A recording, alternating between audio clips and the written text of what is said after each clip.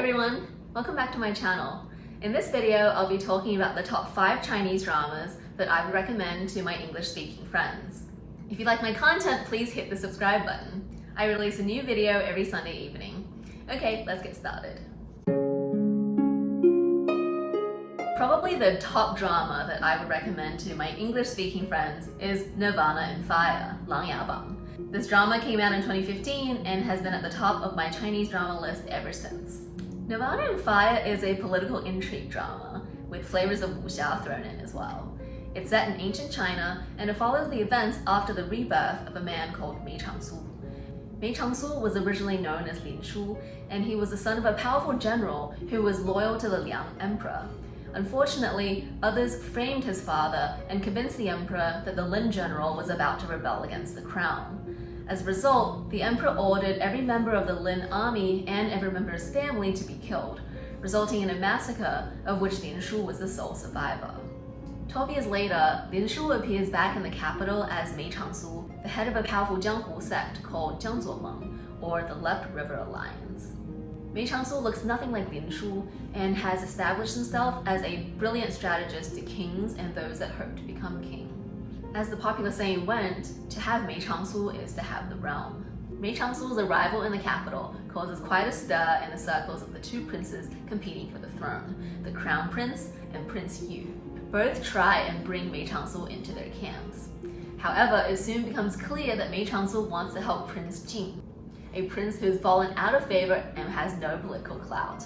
It turns out Prince Jing and Lin Shu were best friends who grew up together, and Mei Changsu knows that Prince Jing is a righteous and honorable man who will become a great king to the realm.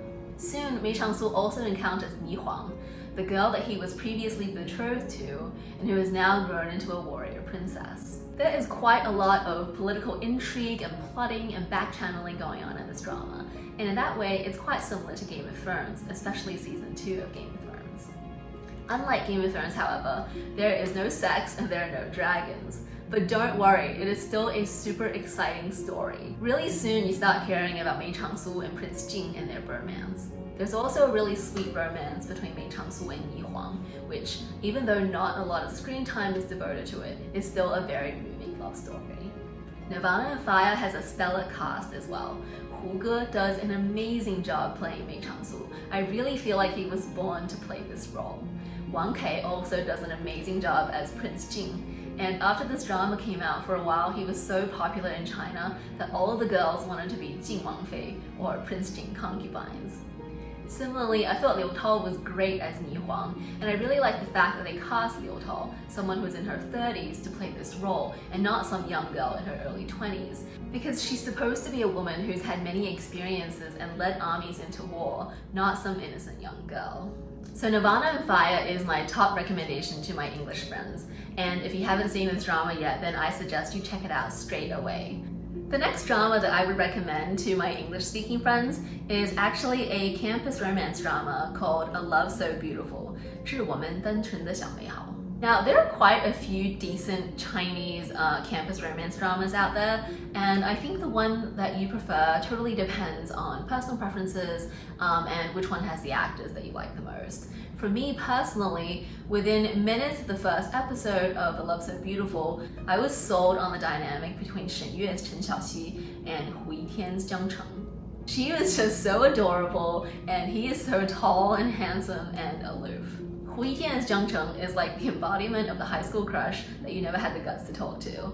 Although, now that I think about it, not quite true, because in my high school there were only a handful of Asian guys, and certainly none of them looked like Hu Yitian. Love So Beautiful is about Chen Xiaoxi and Jiang Chen and their journey through 3 years of high school. Jiang Chen was Chen Xiaoxi's boy next door, and she's had a crush on him for as long as she can remember. She makes no secret of this and tells him this all the time. At the beginning, he finds her kind of crazy and annoying and ignores most of her advances, but soon he starts caring about her, and although he doesn't say anything to her directly about it, he starts showing that he cares in small little ways. The storyline of A Love So Beautiful is quite simple. There's not a lot of melodrama. Chinese teen dramas aren't like Gossip Girl or Riverdale or even like Dawson's Creek. This drama does a great job of making the lives of these high schoolers seem really interesting as they go through their daily lives of school projects and school competitions and thinking about college and slowly building romances. I binged this show over the course of a few days because I was super emotionally invested in Chen Xiaoxi and Chang'An, and I was dying to see them finally get together. Like I said, this is a great campus romance, first love kind of drama, and if that's what you're into, then you should definitely check it out. You can watch this drama on Viki.com and also on Netflix. The next drama that I would recommend to my English-speaking friends is Scarlet Heart, 步步惊心. This is a bit of an oldie now. I think it was released in 2011, but please don't let that deter you. If you haven't seen it, then it's still worth seeing now. So Scarlet Heart is a 穿越 drama, which is a drama that involves a modern person traveling back to a historical period. These time travel dramas were all the rage in China 8 or 9 years ago, and Scarlet Heart was definitely the best of them. In Scarlet Heart, the main character, who is a woman living in modern China in her 20s, has an accident and wakes up in the Qing dynasty where she is the youngest sister of a wife of one of the princes.